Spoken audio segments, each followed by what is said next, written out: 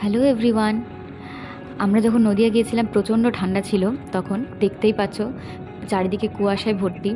হ্যাঁ, আমার অনেকটাই লেট হয়ে গেছে, আমার ওগুলো গ্যালারির মধ্যে পড়েই ছিল, মনেই ছিল না ভিডিওগুলোর কথা।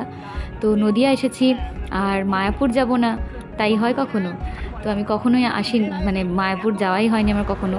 দিয়ে পড়লাম সকাল সকাল মায়াপুর দর্শনের জন্য।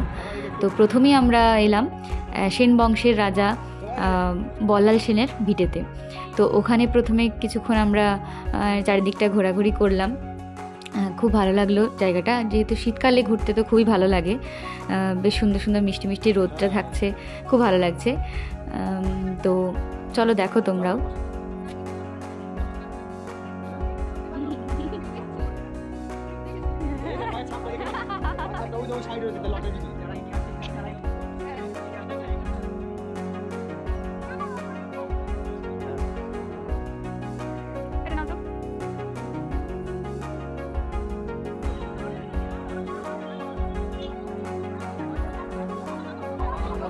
ওখান থেকে আমরা বেরিয়ে তারপর সোজা চলে এলাম একদম মায়াপুরে মেন মন্দিরে।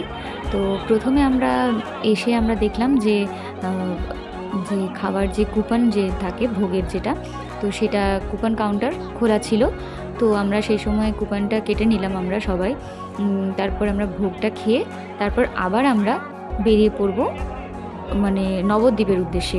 সেই হিসাবে যে ভোগটা পরে পাবো না, তাই জন্য আমরা প্রথমেই আগে গিয়ে ভোগ খেয়ে নিয়েছিলাম।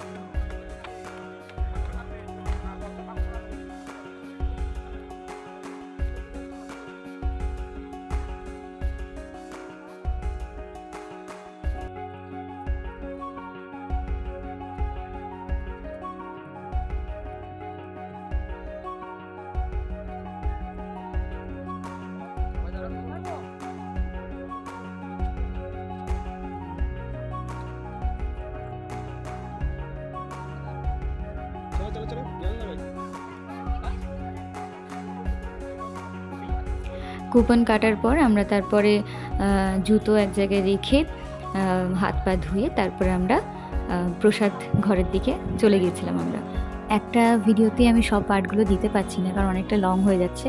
তো নেক্সট পার্টে দেখবে আরও অনেক কিছু থাকবে। এরপর আমরা ভোগ খেতে বসবো। এখন এখানেই শেষ করলাম, টাটা।